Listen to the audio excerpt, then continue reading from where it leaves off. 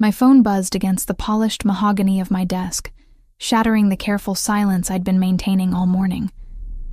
The screen lit up with Megan's name, and something cold settled in my stomach before I even answered. "Lauren?" Her voice cracked on my name. "Lauren, I need you." I pressed the phone tighter against my ear, already standing, already reaching for my purse. "What happened? Where are you?" "St. Mary's Hospital. A sob cut through whatever she was trying to say. "These guys, they came out of nowhere when I was walking back from the library.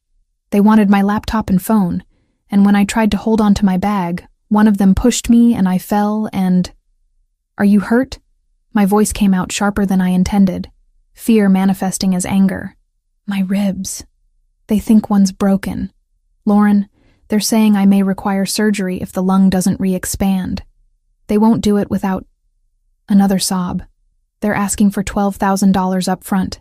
The insurance won't cover it because the deductible is so high and—" "I'm coming. Stay there. I'll figure it out." I ended the call before she could hear the panic in my breathing. $12,000. The number echoed in my head like a death sentence. I had maybe $300 in my checking account. Everything else went to Megan's tuition at the university, her textbooks, her rent in the dorms. Being her guardian for the past 9 years since our parents died meant every penny I earned had a predetermined destination, and there was never anything left over. I'd been working as executive secretary to Dominic Bellini for 6 months now. The salary of $7,200 monthly had seemed like a fortune when I'd accepted the position, but that was before I understood how expensive keeping a 19-year-old on a pre-law track in college actually was. The office around me buzzed with its usual controlled chaos. Bellini Imports occupied the top 3 floors of a downtown high-rise, all glass and steel, and expensive artwork that probably cost more than my entire year's salary. But I'd learned not to think about things like that. Learned to keep my head down, manage Dominic's calendar, screen his calls, and ignore the subtle signs that his import business dealt in more than just legitimate goods. The men who visited wore tailored suits and spoke in careful code. The phone calls that came through after hours always made his voice drop to something cold and final. The way security at the front desk checked IDs and bags with thoroughness that seemed excessive for a simple import company. I noticed these things, filed them away in the back of my mind, and chose not to examine them too closely because I needed this job. Now, I needed it even more desperately. I smoothed down my charcoal gray suit jacket, checked that my blonde hair was still neatly twisted in its professional bun, and walked toward Dominic's office. His door was closed, which meant he was either in a meeting or working on something that required privacy. My hand hovered over the handle, trembling slightly. "Just ask. You've been a good employee. 6 months of never being late, never missing a deadline, managing his impossible schedule with precision. Surely that's worth something." But even as I thought it, I knew it wasn't enough. Dominic Bellini was not a man who bent rules for anyone. I'd seen him fire someone for being 10 minutes late 3 times, watched him cut off a supplier who'd delivered a shipment 2 days behind schedule, ending a relationship that had apparently lasted 15 years. He was exacting, controlled, and utterly without sentiment when it came to business matters. And asking for a salary advance was definitely a business matter. My vision blurred suddenly, tears burning hot behind my eyes. No, not here. Not now. I blinked hard, trying to force them back, but my body had apparently decided it was done holding everything together. The stress of the past 6 months, the constant juggling of bills and schedules, the weight of being solely responsible for Megan's future, and now this crisis that I had absolutely no solution for. It all crashed over me at once. I turned away from Dominic's door, walking quickly down the hallway before anyone could see me losing it. The bathroom was occupied, someone's heels clicking on tile behind the closed door. I couldn't wait. Couldn't stand in the hallway with tears streaming down my face while junior associates walked past and pretended not to notice. The supply closet was 3 doors down. I'd been in there dozens of times, retrieving printer paper or file folders, or the expensive pens Dominic preferred for signing documents. It was cramped, lined floor to ceiling with metal shelves stocked with office supplies, but it had a door that locked from the inside. I slipped in, twisted the lock, and let myself collapse against the wall next to a box of manila envelopes. The tears came in earnest then, silent sobs that shook my whole body. I pressed my hand over my mouth, trying to muffle the sounds, my other arm wrapped around my middle as if I could physically hold myself together. Not here. Not like this. I couldn't leave Megan alone to finish a degree and a life we'd been building one rent check at a time. Megan was hurt. My baby sister, who'd been only 10 years old when I'd suddenly become her sole guardian, who'd trusted me to take care of her, to keep her safe. And I'd failed. I couldn't even come up with $12,000 to fix her displaced rib. What kind of guardian was I? What kind of sister? The shelves pressed against my back, cold metal through the thin fabric of my blouse. The closet smelled like paper and toner and the faint chemical scent of cleaning supplies. I focused on these details, trying to ground myself, to stop the spiral of panic threatening to pull me under completely. I don't know how long I stayed there. Could have been minutes or hours. Time had that elastic quality that comes with crisis, stretching and compressing unpredictably. Eventually, the tears slowed. My breathing steadied. I wiped my face with the back of my hand, knowing my makeup was probably ruined but unable to care very much. I needed to get back to my desk. Needed to call the hospital and tell them I was working on getting the money. Buy myself time to figure out what the hell I was going to do. Maybe I could get a loan. Maybe I could... The door handle rattled. I froze. Hand still pressed against my wet cheek. The lock held, but someone was definitely trying to open the door. It's locked. Dominic's voice came from the other side, calm and matter-of-fact. Oh God. Of course it would be him. Of course my boss would be the one to find me hiding in a supply closet, crying like a child. I'm sorry, I called out, my voice hoarse and embarrassingly shaky. I'll be out in a minute. Lauren. The way he said my name made it clear this wasn't a suggestion. Open the door. I stood on trembling legs, swiped uselessly at my face again, and unlocked the door. It swung open, revealing Dominic Bellini in all his imposing glory. At 35 years old, he looked like he'd been carved from marble by an artist with a particular fondness for sharp angles.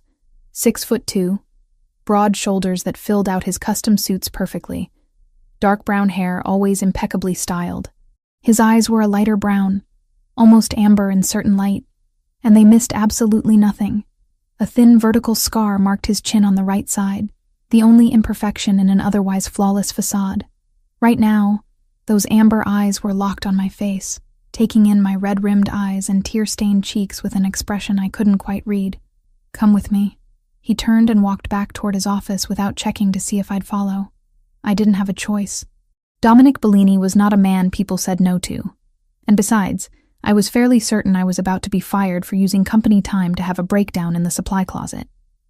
Perfect. Just perfect. Now I wouldn't even have a salary to try to scrape together Megan's surgery money. I followed him down the hallway, acutely aware of the curious glances from other employees. Anthony, Dominic's right-hand man, watched us pass with his usual unreadable expression. 42 years old and built like someone who'd spent significant time enforcing rules with his fists. He nodded once to Dominic, who ignored him completely. Dominic's private office was exactly what you'd expect from a man like him. Floor-to-ceiling windows overlooking the city, a massive desk of dark wood that looked like it had cost more than a car, leather furniture arranged with geometric precision, art on the walls that I suspected was original rather than prints, though I didn't know enough about art to be sure. He gestured to one of the leather chairs facing his desk. I sat, back straight, hands folded in my lap like I was waiting for judgment. Which, I supposed, I was. Dominic settled into his own chair, leaned back and steepled his fingers beneath his chin. The silence stretched between us, heavy and uncomfortable. He was good at this, I'd noticed, using silence as a weapon, making people so nervous they'd start talking just to fill the void. I kept my mouth shut. If he wanted to fire me, he could do it without me making it easier for him. What happened? He finally asked. Not what I'd expected. I'd anticipated anger, maybe disgust at my unprofessional behavior. Not this calm, almost gentle question. Personal matter, I managed. It won't happen again. That's not what I asked. His voice remained level, but there was steel underneath. What happened? I'd never been good at lying, especially not to someone who made their living reading people. The truth spilled out before I could stop it. My sister was assaulted. She's in the hospital with a displaced rib. They're saying she may require surgery if the lung doesn't re-expand, but it costs $12,000 up front, and I don't have it. The words came faster, panic bleeding through. I was going to ask you for a salary advance, but I know that's probably against policy. And I understand if that's not possible. I just needed a minute to compose myself before. Stop. He held up one hand, and I fell silent immediately. Your sister. She's 19, correct?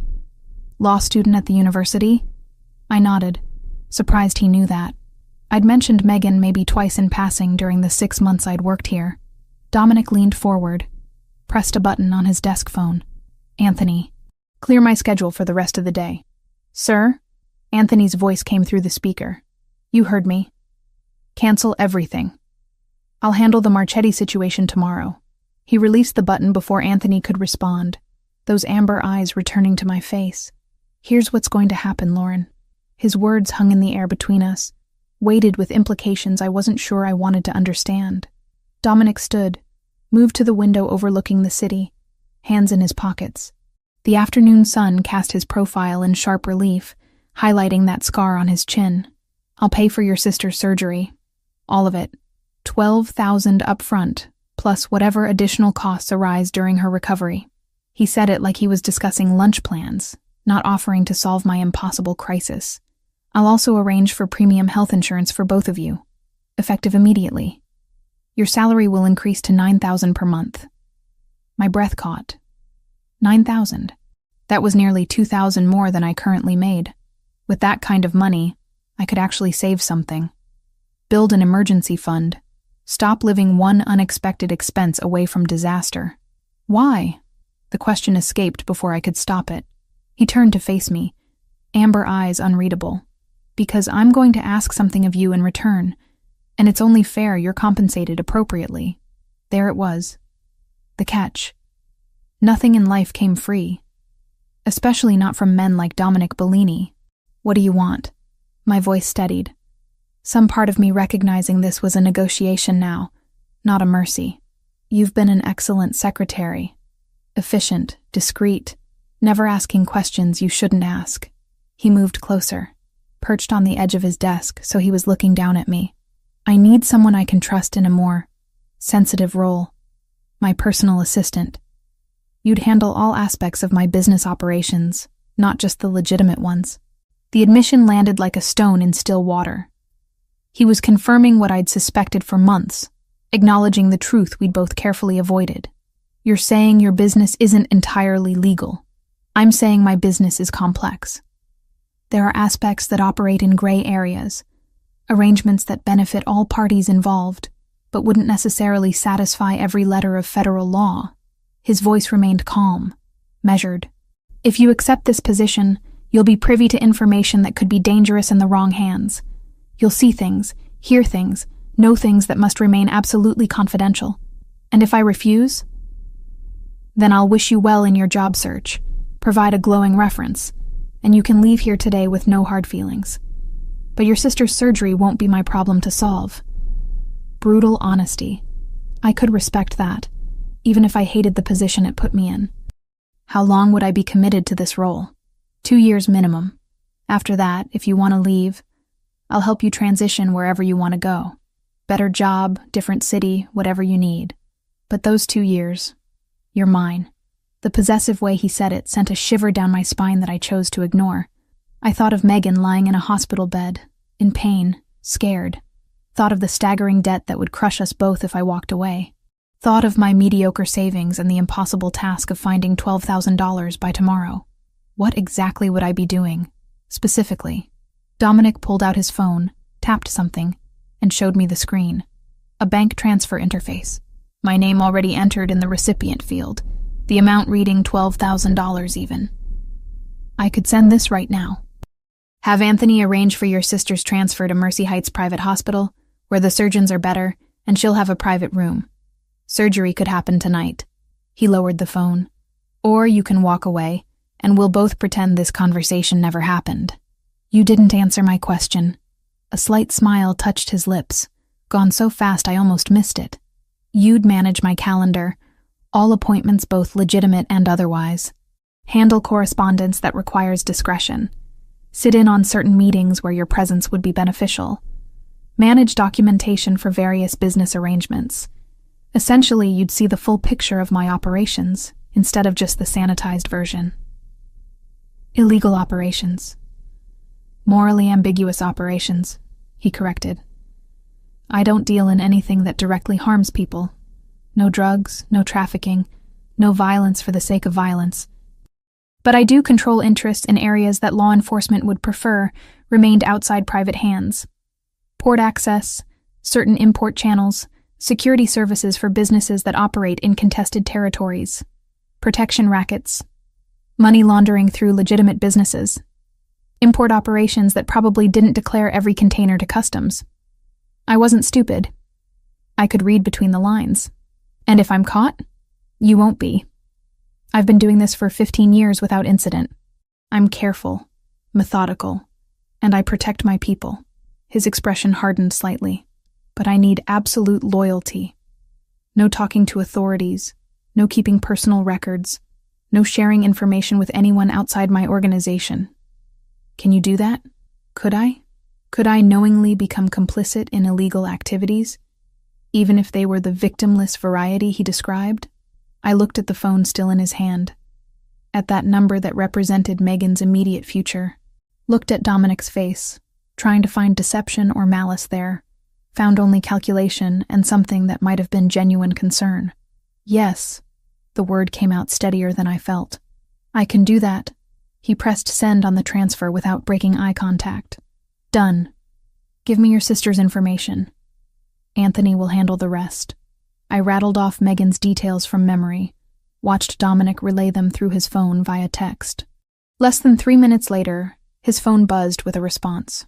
Anthony's sending a medical transport to St. Mary's now. They'll have your sister at Mercy Heights within the hour. Dr. Rashid is one of the best thoracic surgeons in the state.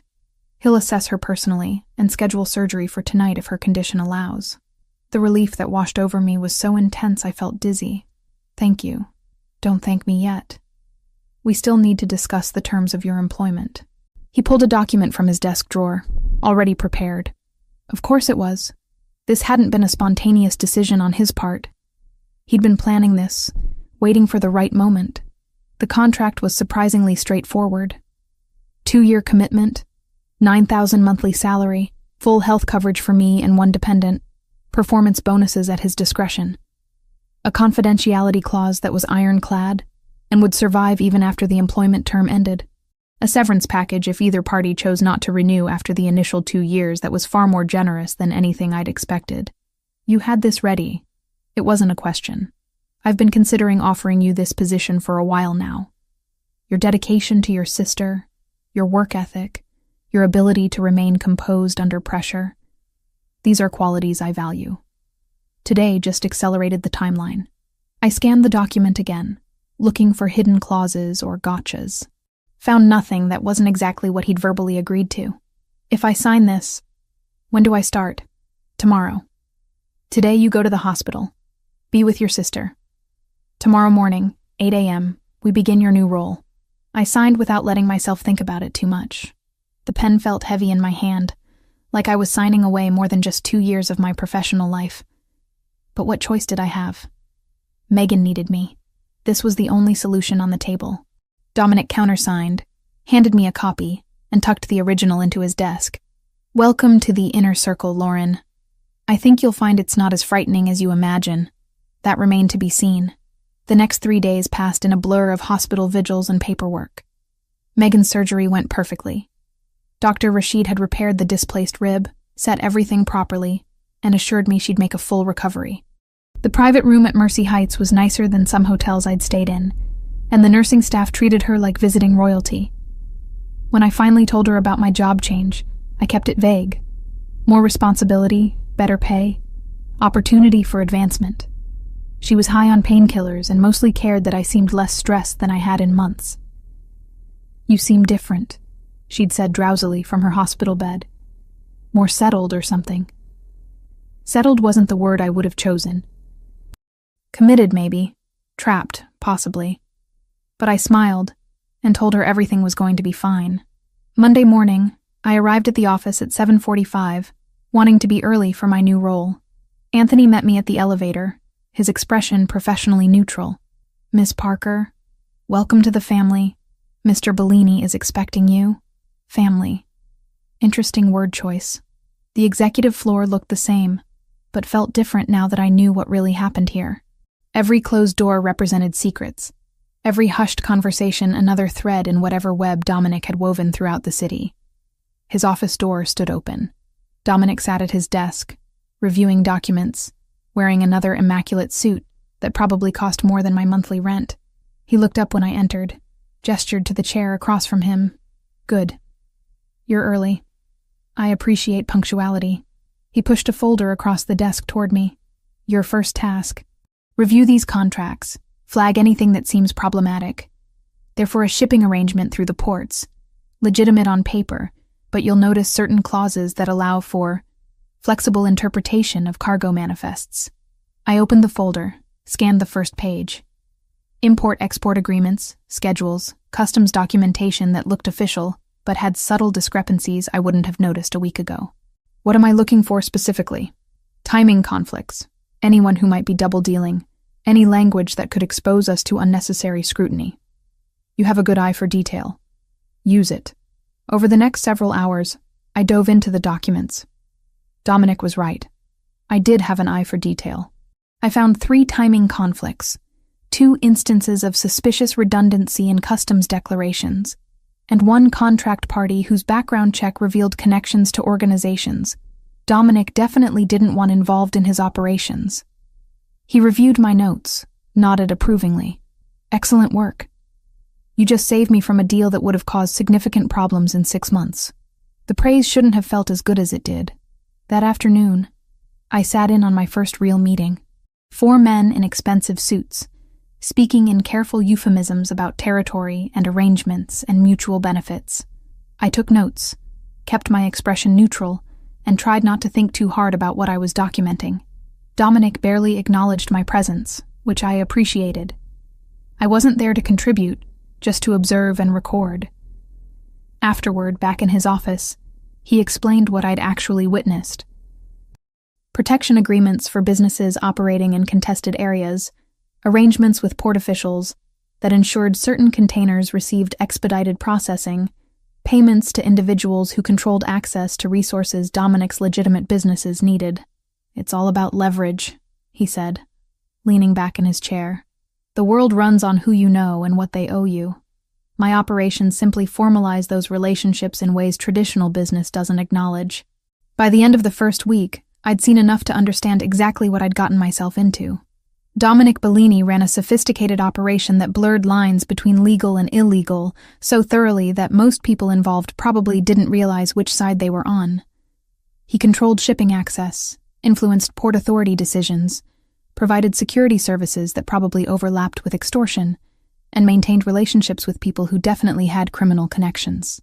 But he'd been honest about one thing. There was no direct violence, no drugs, no human trafficking. His empire was built on influence and information, not brutality. It didn't make it legal, but it made it something I could live with.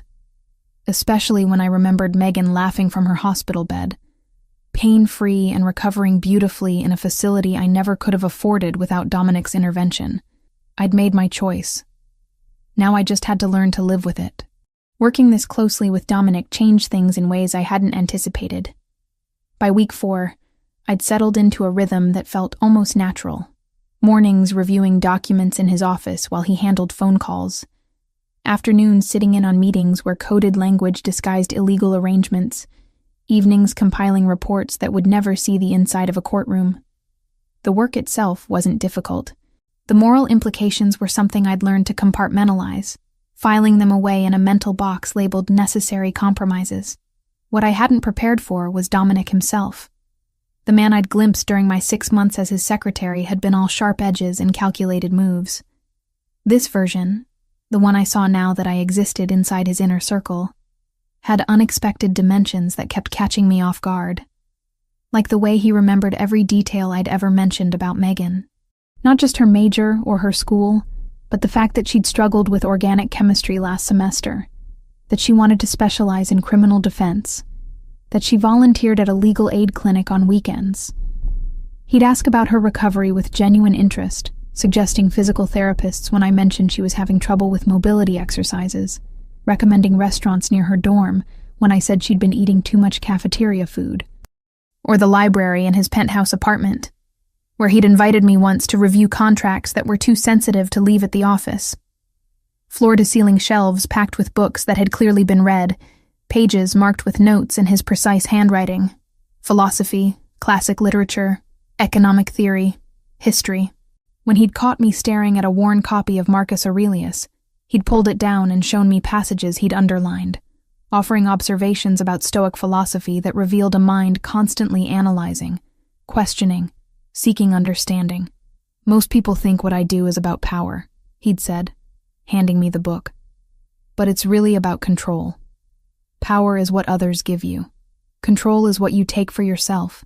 I'd borrowed the book, read it cover to cover that weekend, found myself thinking about his words more than I wanted to admit.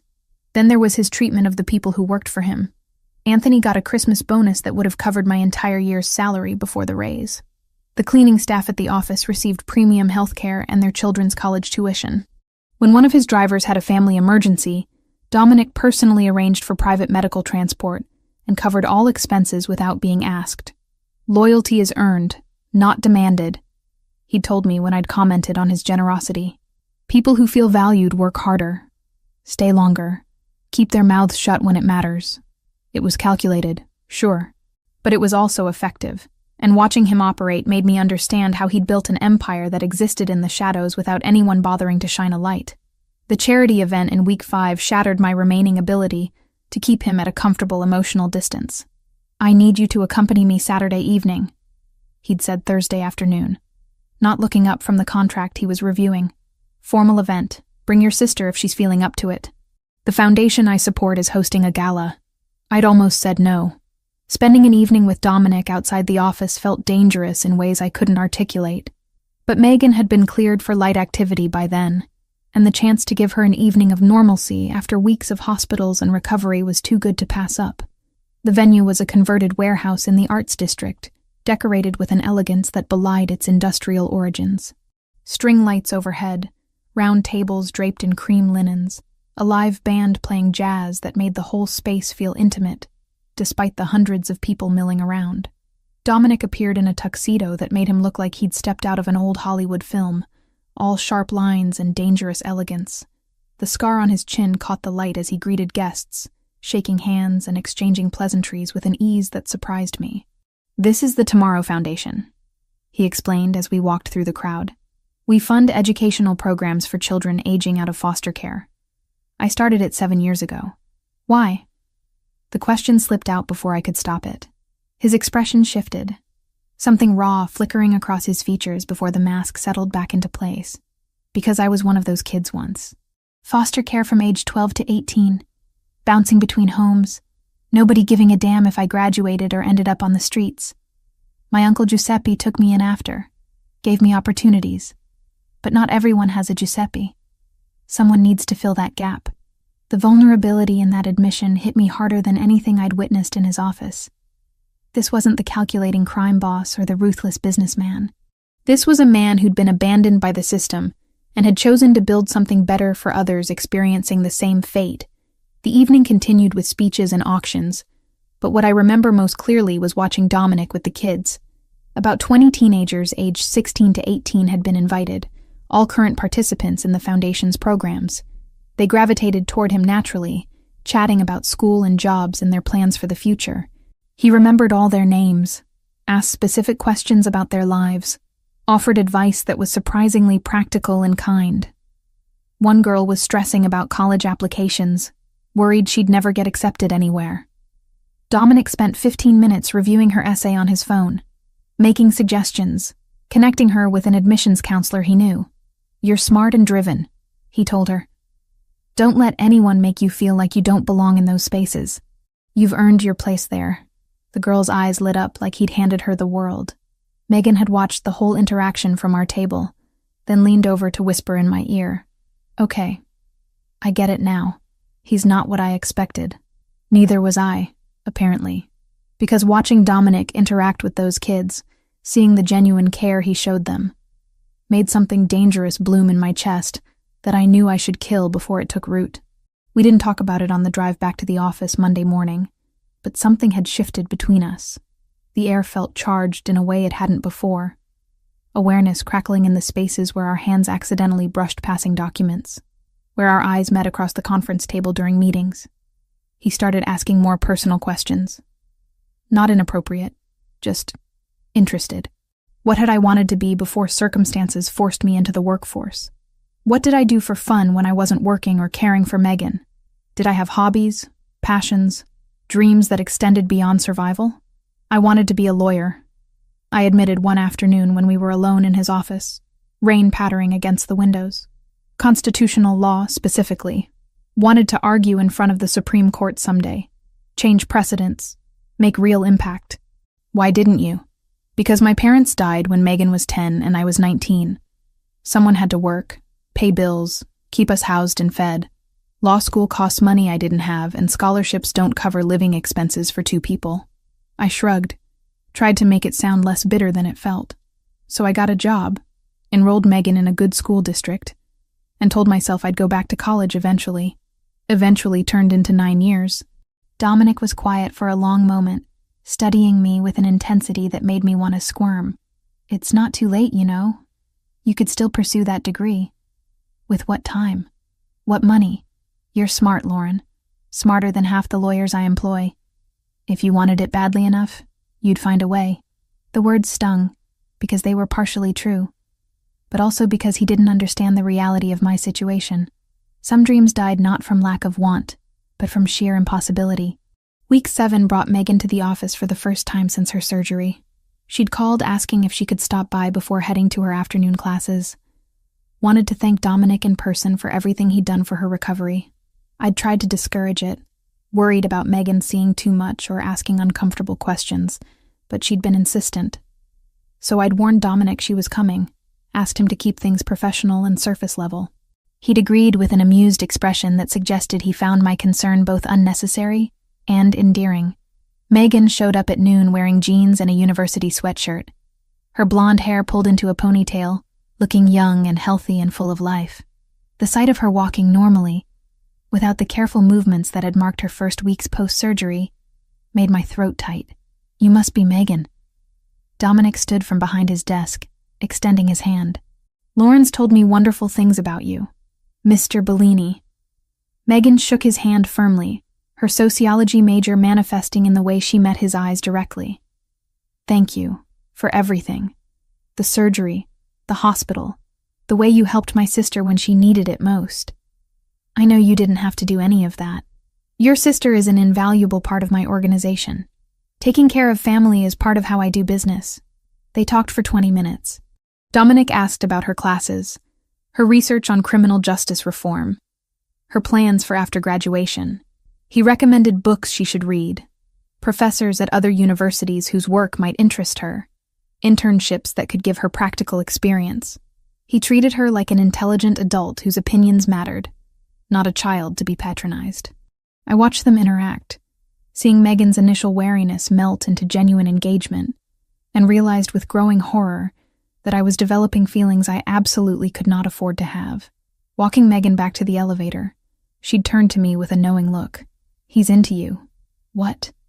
"No. He's my boss. It's professional. Lauren, come on. The way he looks at you when he thinks you're not paying attention, that's not professional. That's interested. You're imagining things. And you're in denial." She'd hugged me before stepping into the elevator. "Just be careful, okay? He seems nice, but he's also clearly powerful and probably dangerous. I don't want you getting hurt. I'd promised to be careful. But the truth was, I had no idea how to protect myself from something I hadn't seen coming. Dominic Bellini had somehow become more than my employer, more than the criminal boss I'd agreed to serve. He'd become a person I respected, admired, and was terrifyingly close to caring about in ways that went far beyond professional obligation. That night, lying in bed staring at my ceiling, I acknowledged what I'd been trying to ignore for weeks. This job wasn't just about the money anymore. It wasn't just about keeping Megan safe or paying off debts.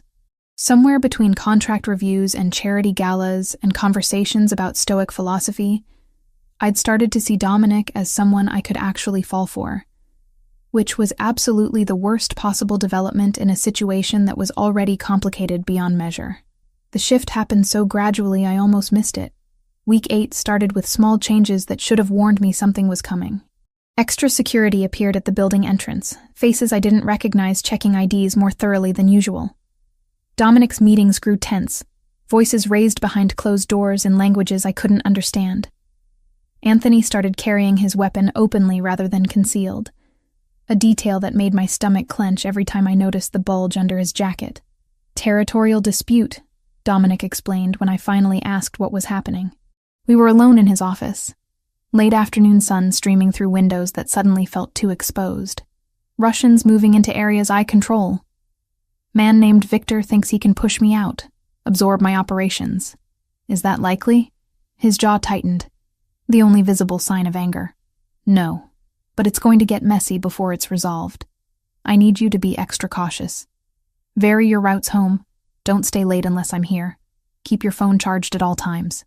The warning should have scared me more than it did. Instead, I felt oddly calm, like I'd been preparing for this moment since the day I'd signed that contract. Danger had always been implicit in this job.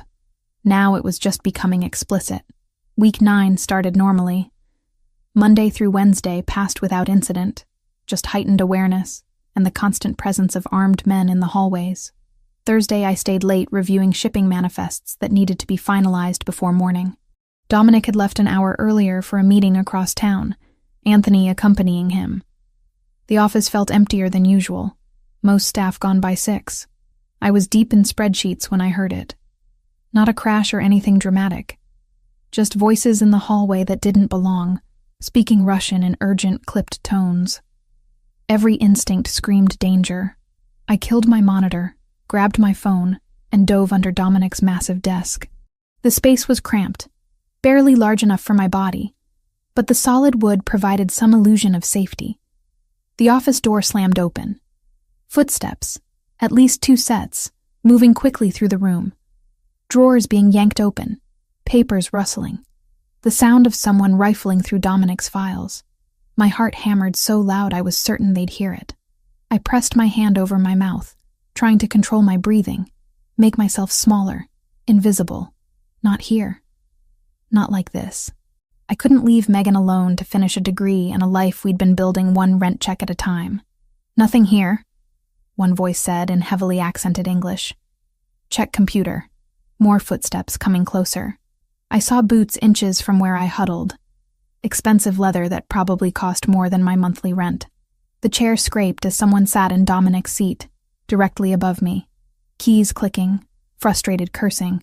Password protected. We need more time. We don't have time.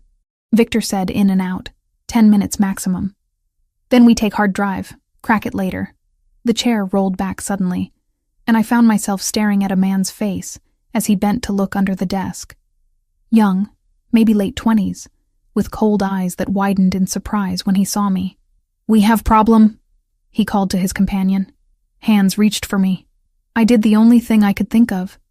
I screamed as loud as possible and kicked out hard, catching him in the knee.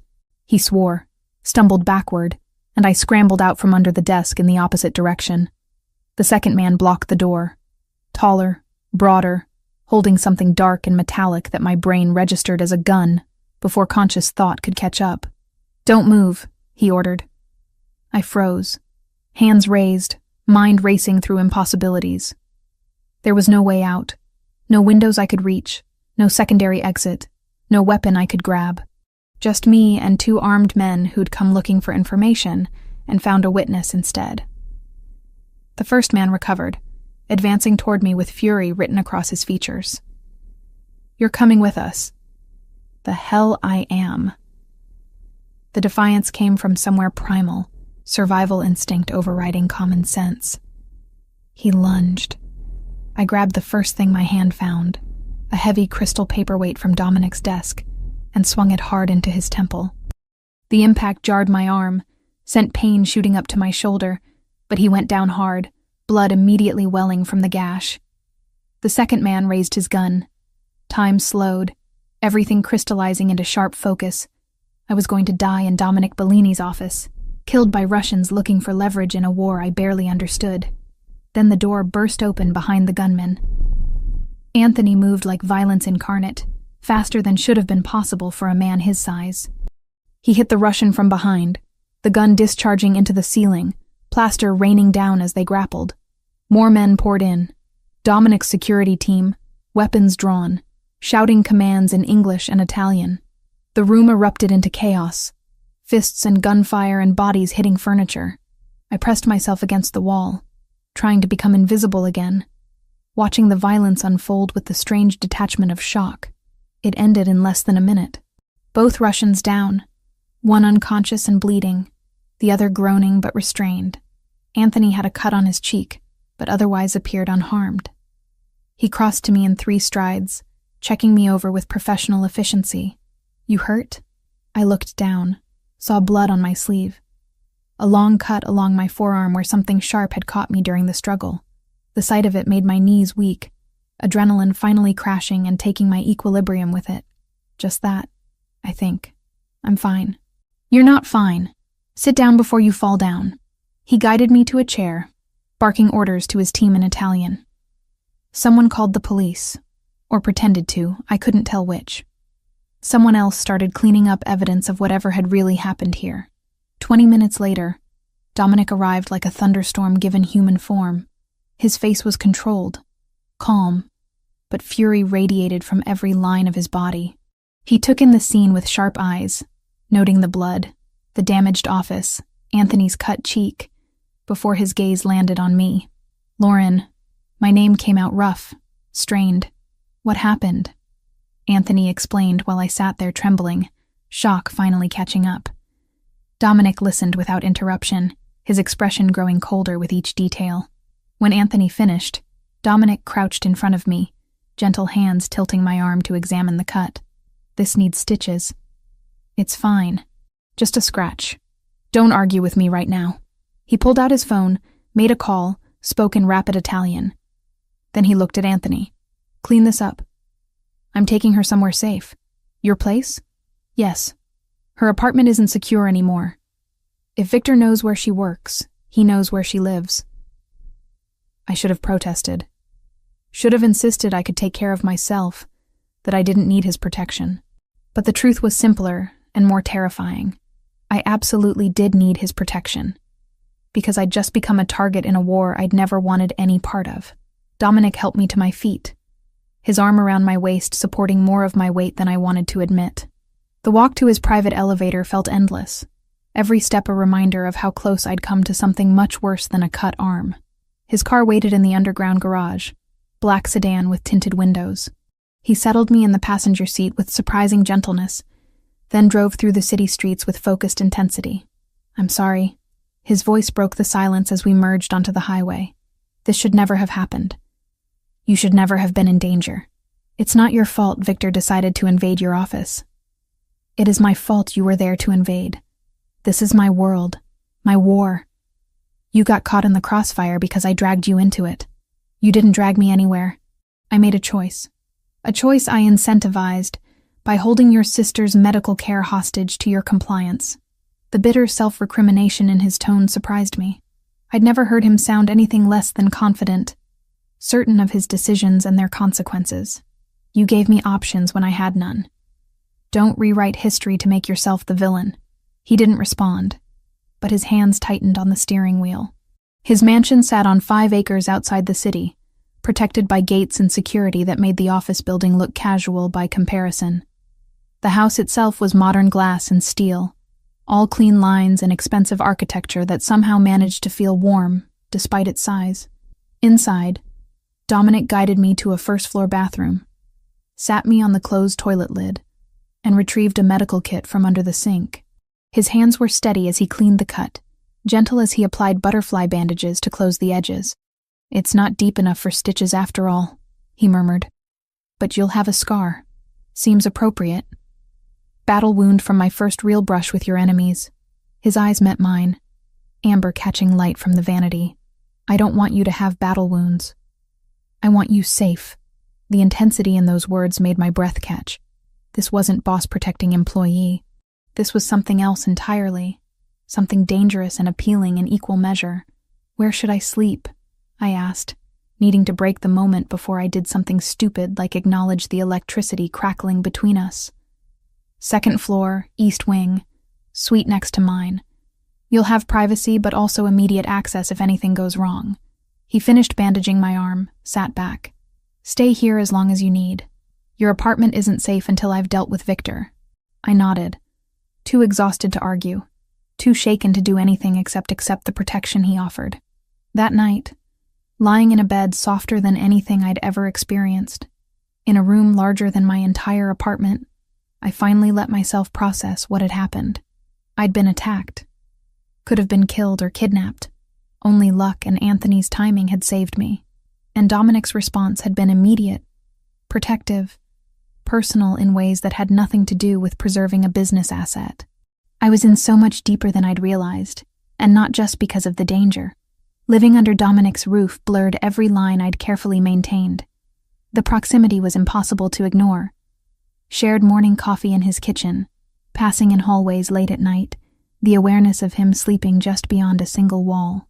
Week 11 arrived with tension that had nothing to do with Russians, and everything to do with the man who'd somehow become the center of my entire world. We worked from his home office most days, security concerns keeping us away from the main building. The space was smaller than his downtown office, more intimate, and that intimacy made every accidental touch feel charged with meaning. His hand brushing mine as we reached for the same document. Our shoulders bumping when we reviewed contracts side by side. The way his eyes lingered on my face when he thought I wasn't paying attention. "You're staring," I said one afternoon without looking up from my laptop. "I'm thinking." "About what?" "How much harder this is than I anticipated." His voice was low, honest in a way that made my breath catch. "Having you here, being this close and maintaining appropriate boundaries." I finally met his gaze. "Who says the boundaries are appropriate?" The question hung between us, dangerous and tempting. Dominic stood from his desk, moved to where I sat on the leather sofa, crouched in front of me so we were eye level. "Lauren, you work for me.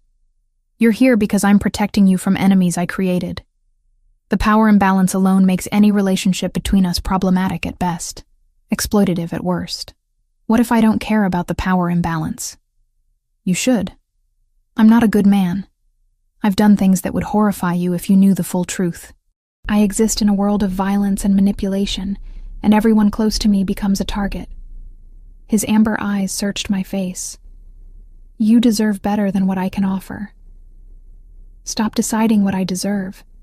I'm an adult. I can make my own choices." "Can you? Or are you just suffering from proximity and adrenaline, confusing gratitude with something else?" The question made me angry in ways I didn't expect.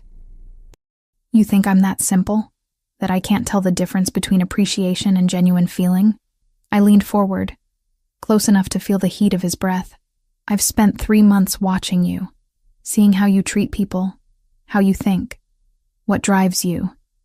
This isn't gratitude. This is me recognizing that despite everything you've done, everything you are, I'm falling for you anyway." His control cracked. I saw it in the way his jaw tightened, the slight hitch in his breathing. "Lauren," I kissed him before he could find another reason to push me away. His response was immediate, one hand cupping the back of my neck, the other gripping my hip as he kissed me back with intensity that bordered on desperation.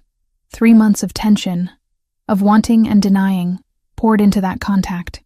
We broke apart, breathing hard, foreheads pressed together. My heart raced so fast I felt dizzy, every nerve ending alive with want. "I can't," I whispered, reality crashing back. "God, I want to, but I can't." Dominic pulled back slightly, confusion replacing the heat in his expression. "Why?" "Because you could die." The words tumbled out raw and terrified. This war with Victor, it's escalating.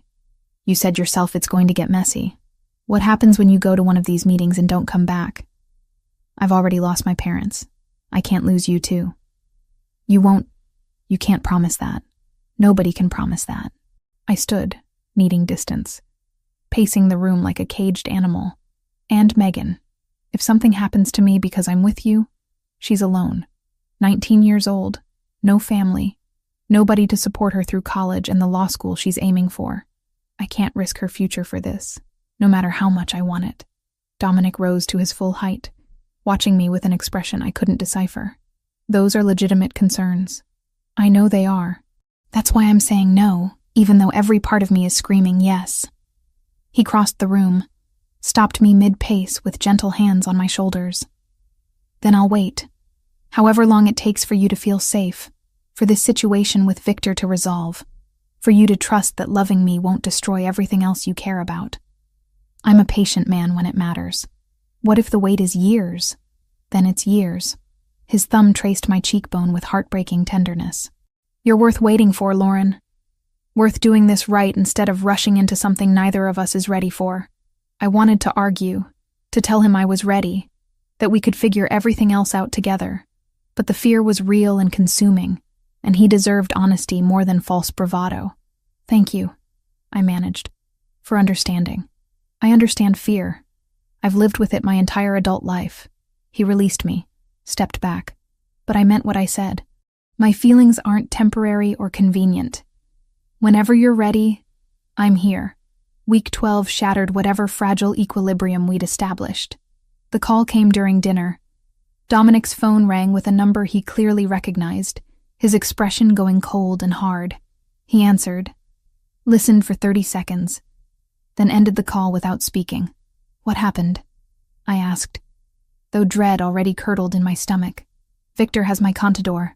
Man named Paul Chow, who handles all financial records for the legitimate businesses. They're demanding a meeting tomorrow night. Neutral territory. Just me and Victor to discuss terms. It's a trap. Obviously. He stood, already mentally shifting into strategy mode. But if I don't go, they'll execute Paul on camera and send it to every organization I have relationships with. Make me look weak, unwilling to protect my people. It'll invite challenges from every direction. So you risk walking into an ambush to save face? I risk walking into an ambush to maintain the reputation that keeps my people safe.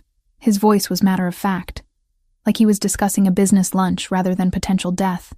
Reputation in this world is everything. Show weakness once and you'll be fighting wars for the next decade. Anthony arrived 20 minutes later, his expression grim. They disappeared into Dominic's study for 2 hours, emerging with what I assumed was some kind of plan. Neither would tell me the details, just that Dominic would attend the meeting with minimal security and hope his contingency plans were sufficient. That night, I couldn't sleep. Lay in my comfortable bed staring at the ceiling, imagining all the ways tomorrow could go catastrophically wrong. Around midnight, I gave up pretending rest was possible and went downstairs for water. Dominic sat in the living room, lights off, staring out the floor-to-ceiling windows at the grounds beyond. He didn't turn when I entered, but his voice acknowledged my presence. Can't sleep either? How are you so calm about this? I'm not calm. I'm terrified. The admission was quiet, vulnerable in ways he rarely allowed, but showing fear doesn't change outcomes. It just makes everyone around me more afraid. I sat beside him on the leather sofa, our shoulders touching. Don't go. Please. There has to be another way. There isn't. Not one that doesn't result in more violence, more people hurt. This way, it's contained. Me, Victor, our people. No civilians caught in crossfire. No extended war that destroys everything I've built. You keep talking about this like it's already decided. It is decided. Has been since the moment they took Paul. He finally looked at me, amber eyes reflecting city lights from outside. I need you to understand something. If this goes badly tomorrow, there are provisions in place. Accounts in your name, documents that will ensure Megan's education is fully funded, connections to help you both start somewhere new if necessary. You'll be taken care of. I don't want to be taken care of. I want you alive. I'm going to do everything in my power to make that happen. But if I can't, I kissed him to shut him up, to stop the awful finality in his voice. This kiss was different from the first, less desperate and more deliberate, a conscious choice to take what I wanted despite every logical reason to walk away. When we broke apart this time, neither of us pulled back. "Stay with me tonight," I whispered. "If tomorrow might not exist, I want tonight. All of it. Lauren, I'm choosing this. Choosing you. Fear and logic and appropriate boundaries be damned. I want tonight." He studied my face for a long moment, searching for hesitation or doubt.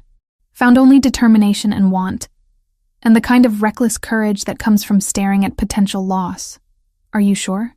"I've never been more sure of anything." He kissed me again, slowly this time, taking his time like we had all the hours in the world instead of just the night. His hands were gentle, reverent, mapping my body with careful attention that made me feel precious rather than simply desired. We made it to his room somehow, shedding clothes and inhibitions with equal urgency. The first time was fast, months of denied want finally finding release. The second was slower, exploratory, learning each other's responses and preferences. By the third, exhaustion and satisfaction had mellowed us into something almost peaceful. I lay with my head on his chest, his heartbeat steady beneath my ear, and tried to memorize everything about this moment. The feel of his skin against mine, the way his fingers traced absent patterns on my shoulder, the safety of being held by someone who'd somehow become my entire world.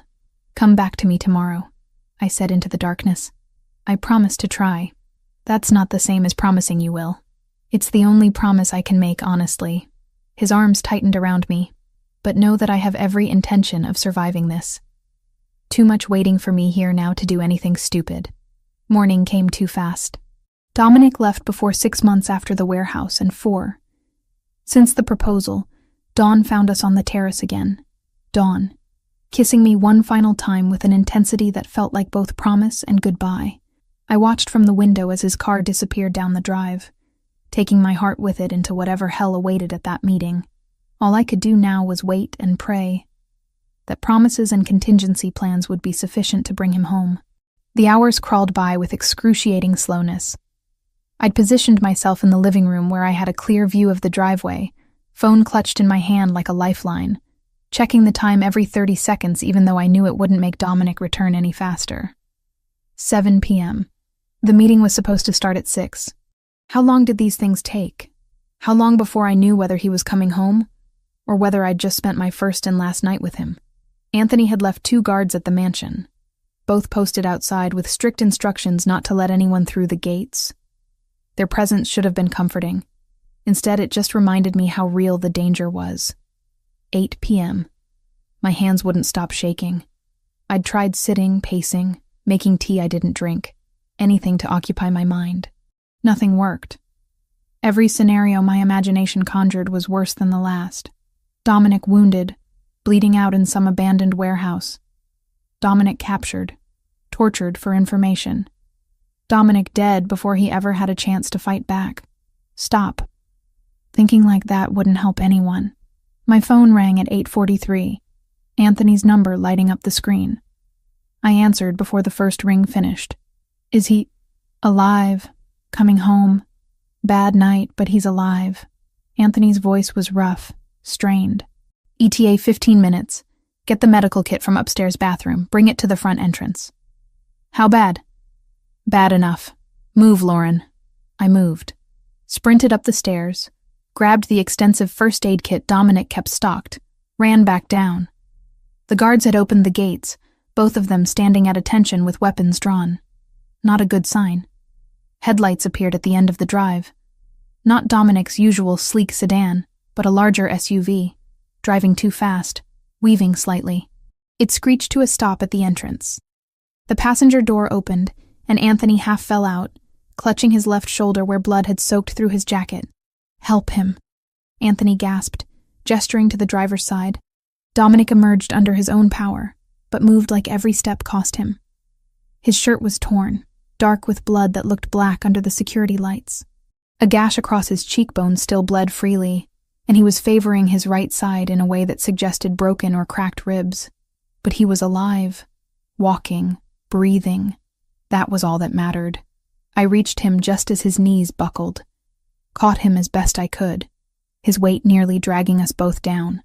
One of the guards moved to help, supporting Dominic's other side as we hauled him into the house. "Living room," I directed. "Lay him on the couch. Anthony, sit in the chair. Let me see that shoulder." "I'm fine. Boss first. You're both getting treated right now." My voice came out sharp, commanding, years of managing crisis with Megan kicking in. "Someone call a doctor." "Not hospital. The private one Dominic used for Megan's surgery." One guard moved to make the call while I assessed the damage. Dominic's shirt came off in pieces, revealing a collection of cuts and bruises that made my hands shake. The worst was a deep gash along his ribs that definitely needed stitches. His face was a mess, but the bleeding had started to slow. "Lauren." His voice was hoarse. "I'm okay. You're not okay. You're barely conscious and bleeding all over your expensive couch." I pressed gauze against the rib wound, applying pressure. "What happened?" "Ambush. Like we expected. Victor brought 15 men, we had 6. He winced as I cleaned the facial cut. Anthony got me out. Explosives we planted beforehand gave us cover to escape. "Paul?" Pain flickered across his features. "Dead when we found him. Victor executed him hours before the meeting. Used his body as bait. The waste of it hit me hard. A man dead just to lure Dominic into a trap. His life worth nothing more than tactical positioning." "Victor?" I asked, though I already knew the answer from the grim set of Dominic's jaw. "Dead. Won't be a problem anymore." He caught my wrist, his grip weak but insistent. "It's over, Lauren. The war. The threat. We won. At what cost?" I gestured to his injuries, to Anthony bleeding quietly in the chair. "How many people died tonight?" 3 of my men, plus Paul, plus Victor and most of his organization." He closed his eyes briefly. Too high a price for territory and pride. The doctor arrived 20 minutes later, a thin man in his 50s who'd clearly made this type of house call before. He worked efficiently, stitching Dominic's rib wound, treating Anthony's shoulder where a bullet had grazed but not penetrated, dispensing antibiotics and pain medication. "You're lucky," he told Dominic. "Another inch on that rib wound, and you'd have been looking at organ damage. As is, you'll be sore for weeks, but you'll heal." After he left, after Anthony had been helped to a guest room by the guards, after everyone else had finally cleared out, it was just me and Dominic in the sudden quiet of the living room. "You promised you'd try to come back," I said, perched on the edge of the couch next to him. "And I did. Kept my word. You look like hell. Feel like it too." He reached up, touched my face with surprising gentleness given the night he'd had. "But I'm here. We're both here. That's what matters." Relief crashed over me with physical force, followed immediately by anger so intense it made my vision blur. "You could have died. You walked into that warehouse knowing it was a trap, and you could have died. I know. Don't ever do that to me again. Don't make me wait while you risk your life for territory or reputation or whatever the hell you were fighting for tonight." My voice broke. "I can't lose you. Not now. Not after last night. I'm sorry." He pulled me down carefully, mindful of his injuries, until I was lying against his uninjured side. "I'm so sorry I put you through that." I kissed him because words weren't sufficient for the tangle of emotion choking me. Relief and anger and desperate love all mixed together into something too big to contain. He kissed me back despite the pain it must have caused, his hand threading through my hair, holding me like I was the only solid thing in a world gone sideways. When we finally broke apart, both breathing hard, his expression had softened into something vulnerable I'd never seen before. "I love you," he said quietly. "I should have said it last night, should have said it weeks ago. But I love you, Lauren Parker. Completely, and probably unwisely, but undeniably." The words hit harder than any confession he'd ever made about his business dealings or his past. "I love you too. Which is why you can never scare me like that again. I'll try my best to avoid near-death experiences. Though given my line of work, I can't promise they won't happen. Then maybe it's time to consider a different line of work." He studied me for a long moment. "You're serious. The war's over. Victor's gone. This is your chance to step back, transition more operations to legitimate business, reduce your exposure to the violent side of things. I traced the bandage on his cheek carefully. You don't have to leave it all overnight, but you could start moving away from the worst of it. For you, for us, for whatever future we might build together if you manage to survive long enough to see it. A ghost of a smile touched his lips despite the split that must have hurt. Bossy. I like it. Get used to it. Someone has to keep you alive since you clearly can't be trusted with your own safety. The next few days brought cascading consequences of Victor's elimination. Federal attention intensified as promised. Agents showing up asking questions about the warehouse incident that had left bodies scattered across an industrial district. Dominic's lawyers handled it with practiced efficiency, pointing to security footage showing Victor's men as the aggressors, establishing clear self-defense justification.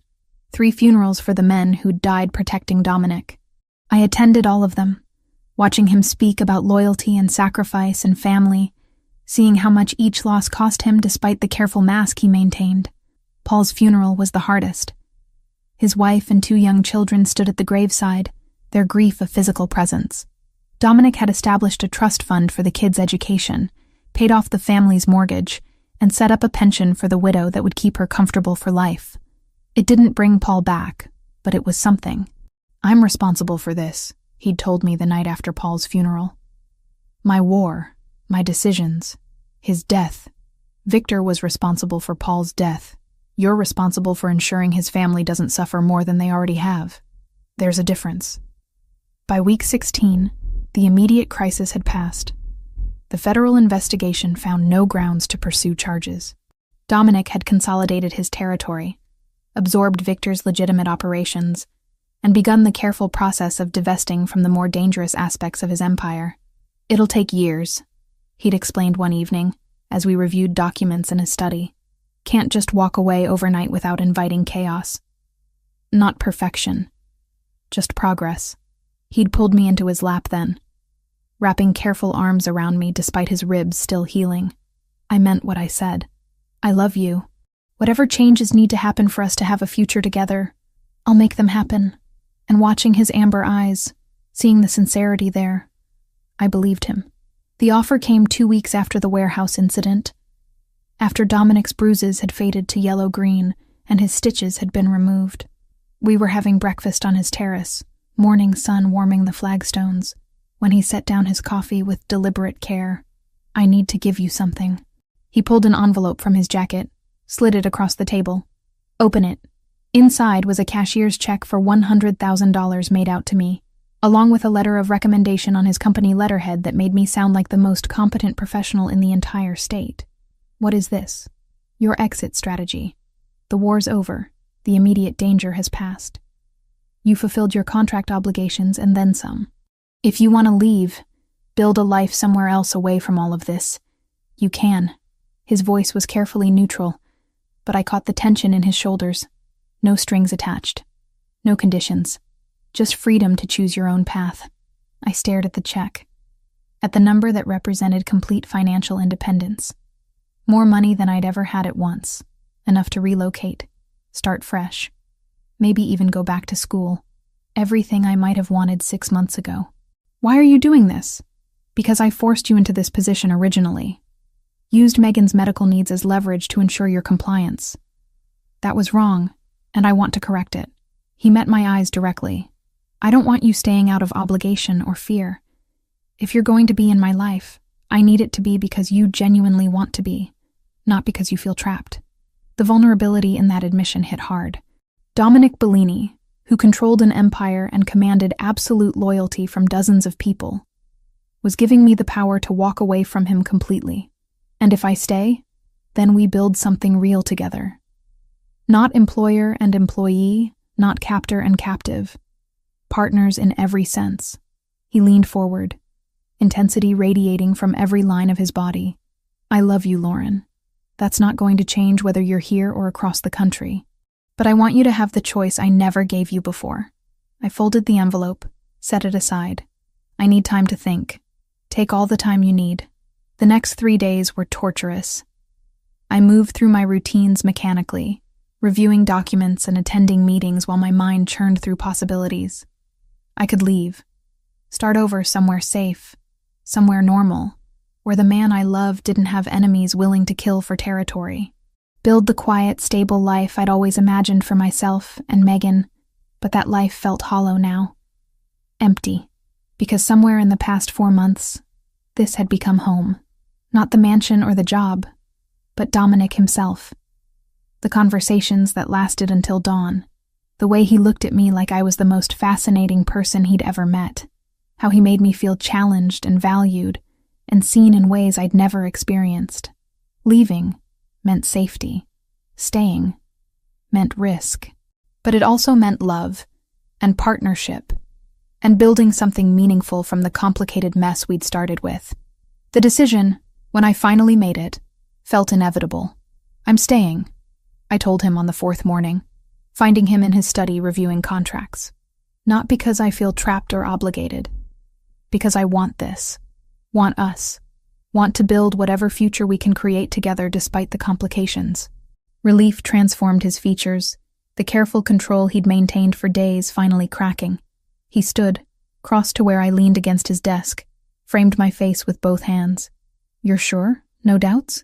Plenty of doubts. But they're outweighed by certainty that leaving would be the biggest mistake of my life. He kissed me then, deep and thorough and full of promises neither of us could guarantee, but both wanted desperately to keep. When we finally broke apart, he kept me close, forehead pressed to mine. We need to restructure everything. New roles, new dynamic. I want you as COO of the legitimate operations. Real position with real authority, not just glorified secretary managing my schedule. That's a massive responsibility. You're capable of handling it. You've been essentially doing it already, just without the title or compensation. His amber eyes searched my face. $15,000 a month, full equity stake in the companies, seat on the board. You'll have genuine power to shape the direction of the business. The salary made my breath catch. $15,000 monthly was obscene, more than I'd ever imagined earning, but it was also merit-based, tied to a legitimate role rather than hush money for illegal knowledge. The operations you're trying to distance yourself from? I'm promoting people to handle those. Not abandoning them overnight. That would cause chaos. But gradually shifting my focus to clean business, while trusted lieutenants manage the transition. He released me, moved to his desk, pulled out folders. It'll take years to fully legitimize everything. But the trajectory changes now. We spent the next week restructuring his entire organization. I officially became Chief Operating Officer of Bellini Enterprises, overseeing the import business, real estate holdings, and restaurant ventures. Dominic remained CEO but began systematically divesting from anything that couldn't withstand federal scrutiny. The changes weren't dramatic or immediate, but they were real, measurable progress toward something sustainable. Week 17 brought the conversation I'd been dreading. Megan called asking if she could visit, said she needed to talk about something important. The seriousness in her voice made my stomach clench. She arrived Saturday morning looking determined and nervous in equal measure. I made tea, settled us in the living room, and waited for whatever was coming. I did some research. She started carefully. About Dominic, about Bellini Enterprises, about the warehouse incident that made the news a few weeks ago. My heart sank. Megan, I'm not stupid, Lauren. I know something's been off since you started working for him. The money, the security, the way you moved into his house. So I looked into it. She met my eyes directly. He's involved in organized crime, isn't he?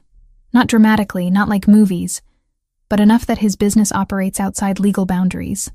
Lying would have been pointless. Megan was too smart, had too much information already. So I told her an edited version of the truth. The arrangement Dominic had offered when she needed surgery. My role handling sensitive aspects of his operations. The danger that had necessitated moving into his home for protection. I left out the worst details. The execution I'd witnessed that first week. The full extent of the violence. Exactly how close I'd come to being killed or kidnapped. But I gave her enough to understand the reality of what I'd gotten involved in. And now? She asked when I finished. Are you still in danger? Less than before. The territorial war ended. Dominic's transitioning toward more legitimate operations. It's not perfect, not completely safe, but it's improving. And you love him. Not a question. I nodded anyway. Megan was quiet for a long moment, processing everything I'd told her. Then she surprised me by laughing, short and slightly hysterical. Of course my responsible, rule-following sister would fall for a crime boss. Of course that's how our lives would go. I'm sorry. I should have told you sooner. Should have been honest. You protected me. That's what you always do. She reached across, squeezed my hand. I'm not happy about the danger or the illegal aspects, but I see how you look at him, and more importantly, how he looks at you. Like you're the center of his universe. That's worth something. You're okay with this? I'm accepting of this. There's a difference. She pulled her hand back, expression turning serious. But Lauren, if he hurts you, if he puts you in danger unnecessarily, if he takes advantage of the power imbalance between you, I will make his life absolutely miserable. I don't care how powerful he is or how dangerous his associates are. You're my sister. Nothing comes before that. Dominic, who'd been giving us privacy, chose that moment to appear in the doorway. Fair warning, Miss Parker. I'd expect nothing less. Megan stood, faced him directly despite being a foot shorter and about 100 pounds lighter. Lauren says you're transitioning to legitimate business. I am. It's a gradual process, but yes, good. Because if anything happens to her because of your criminal activities, you'll regret it. She softened slightly. But if you treat her right, if you make her happy and keep her safe, then I guess I can accept you being part of our family. I intend to do exactly that. Dominic's voice was sincere, that rare vulnerability showing through. Your sister means everything to me. Protecting her, ensuring her happiness. That's not negotiable. What happened next surprised me. Dominic explained his plan to fund Megan's law school completely, had already researched programs that aligned with her interest in criminal justice reform, and had connections to firms offering internships that would give her practical experience without compromising her ethics. This isn't payment for your silence or acceptance, he clarified. Your sister already earned this through her work, but I want to ensure you have every opportunity to pursue your goals without financial stress limiting your options. Megan looked at me, silently asking if this was okay. I nodded. She deserved this support, deserved to build the future she'd worked so hard toward. Thank you, she told Dominic carefully. I appreciate it, and I'll make the most of the opportunities. After she left, Dominic and I stood on the terrace watching the sun set over the grounds, his arm around my waist, my head on his shoulder, everything feeling settled in a way it hadn't since that first day I'd broken down crying in the supply closet. She's going to keep an eye on me, he observed. She absolutely is. Megan's protective. Good. You deserve people who'll call me out if I mess this up. He kissed the top of my head. Federal investigation is quieting down, by the way. The lawyers I hired are managing it well. We're going to build something real, Lauren. Something worth all the complications we went through to get here. Looking at him, at the life we were constructing together from impossible beginnings, I finally believed him. 6 months transformed everything in ways both subtle and profound. My role as COO became real rather than ceremonial, managing the legitimate arms of Dominic's empire with increasing confidence. The import business expanded into new markets. The restaurant ventures opened 2 additional locations, and the real estate holdings grew through strategic acquisitions that would have made my abandoned law school professors proud. The $15,000 monthly salary felt earned rather than extravagant. I worked 60-hour weeks, attended board meetings where my voice carried actual weight, made decisions that affected hundreds of employees. Dominic had given me genuine authority, and I'd proven capable of wielding it responsibly. Our relationship became public knowledge among his associates by week 19. Not through any dramatic announcement, just the natural recognition that came from us arriving together at meetings, from the way he deferred to my judgment on business matters, from how we moved through spaces like 2 parts of a whole, rather than boss and subordinate. The respect I received surprised me most.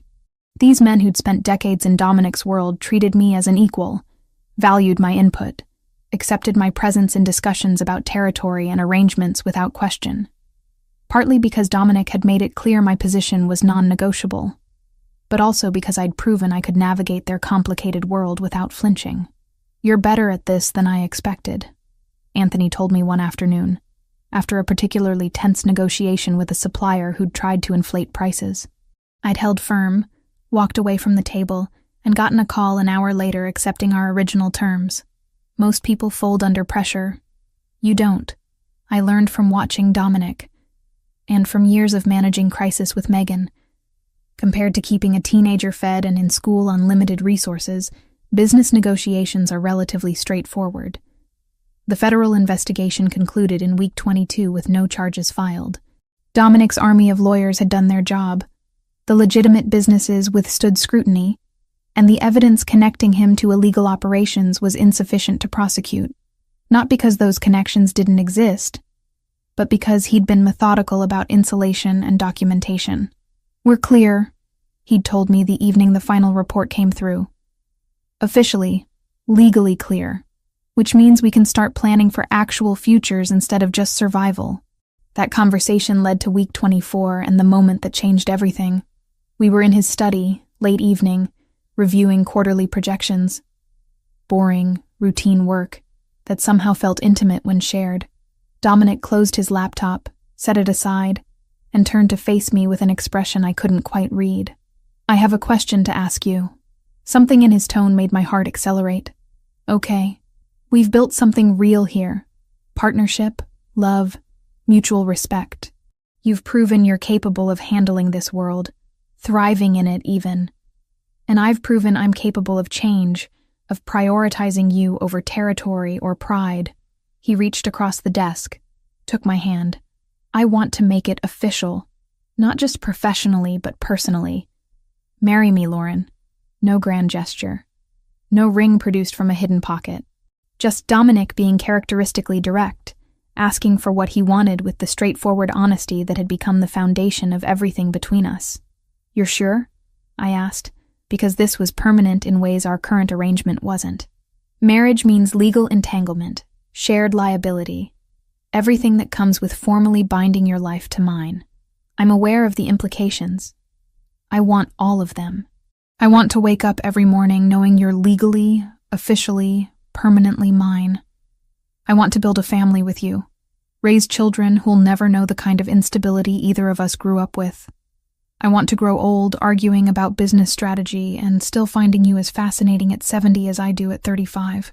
The vision he painted was so compelling, so different from anything I'd imagined for myself a year ago. Yes, absolutely yes. His relief was palpable, the tension draining from his shoulders as he pulled me across the desk into his lap. Thank you for choosing this, for choosing me despite every logical reason to run. Logic is overrated. Love is better. We married 8 months later in a ceremony that perfectly represented who we'd become. Small gathering at the mansion, maybe 30 people total. Megan stood beside me as maid of honor, wearing a navy dress she'd picked out herself, looking proud and slightly emotional. Anthony served as Dominic's best man. The scar on his cheek from the warehouse incident barely visible now, his expression approving in ways I'd learned to recognize as high praise. The guest list was carefully curated, family in every sense that mattered. Dominic's key associates and their partners, staff members who'd become friends, a handful of Megan's law school classmates who'd helped keep her grounded during my transition into this complicated life. No press, no publicity, just people who genuinely cared about our happiness. I was 3 months pregnant by then. Not showing yet, but aware of the life growing inside me in ways that made everything feel both terrifying and perfect. Dominic knew, had been there when I'd taken the test, had immediately started planning for nurseries and childcare and all the practical considerations that came with impending parenthood. "You're going to be an amazing mother," he'd told me that night, hands gentle on my still flat stomach. "Our kid is incredibly lucky to have you. Our kid is going to have questions about their father's past. Then we'll answer them honestly when they're old enough to understand. I'm not ashamed of where I came from or how I built this empire, but I am committed to ensuring they grow up with better options than I had." The wedding ceremony itself was brief, officiated by a judge Dominic had known for years. Traditional vows that felt revolutionary given everything we'd survived to reach this moment. When he slipped the platinum ring onto my finger, I understood this was real in ways contracts and arrangements had never been. The reception lasted into the early morning hours, music and laughter filling spaces that had once felt dangerous and uncertain. I danced with Dominic, with Anthony, with Megan, who whispered in my ear that she'd never seen me look happier. "You found what you needed," she said. "I'm proud of you for being brave enough to take it." By the time guests finally departed, exhaustion and satisfaction had mellowed us both into something peaceful. Dominic and I stood on the terrace, where we'd shared so many significant conversations, watching the sun rise over grounds that had become home in every sense that mattered. "Any regrets?" he asked, arm around my waist, his other hand resting protectively over where our child grew. I thought about that day in the supply closet, about breaking down because I couldn't solve an impossible crisis, about Dominic finding me at my lowest point and offering solutions that had led here, to this moment, to this life I'd never imagined wanting. None. This is exactly where I'm supposed to be, even with all the complications, especially with the complications. They made us who we are. He kissed me as morning light painted everything gold, and I felt the kind of bone-deep contentment I'd spent 28 years searching for without knowing what I needed. I'd started working part-time by then, enrolled in an MBA program that challenged me in new ways while giving me flexibility for impending motherhood. Dominic had continued distancing himself from illegal operations, appointing trusted people to handle the transition while he focused on legitimate growth. Not perfect, not completely clean, but moving steadily in the right direction. Standing there in his arms, I understood something fundamental about happiness. It doesn't come from perfect circumstances or ideal beginnings. It comes from finding someone willing to build something meaningful from whatever broken pieces you start with. It comes from choosing each other repeatedly despite every obstacle. It comes from partnership forged in crisis and strengthened through survival. Dominic Bellini had found me crying in a closet, desperate and drowning. He'd offered me a lifeline that was also a cage. But somewhere in the months that followed, the cage had become a home, the captor had become a partner, and I'd discovered that sometimes salvation comes from the most unexpected sources. I wouldn't change any of it. Not the fear, not the danger, not the moral compromises I'd made to get here. Because all of it had led to this. Sunrise over the grounds of a mansion that was truly ours. A child growing inside me. A man beside me who'd proven love could exist even in the darkest corners of complicated worlds. The secretary who'd hidden in a closet had found something better than escape. She'd found purpose, partnership, and a future worth fighting for. And that, I'd learned, was worth every risk I'd taken to claim it.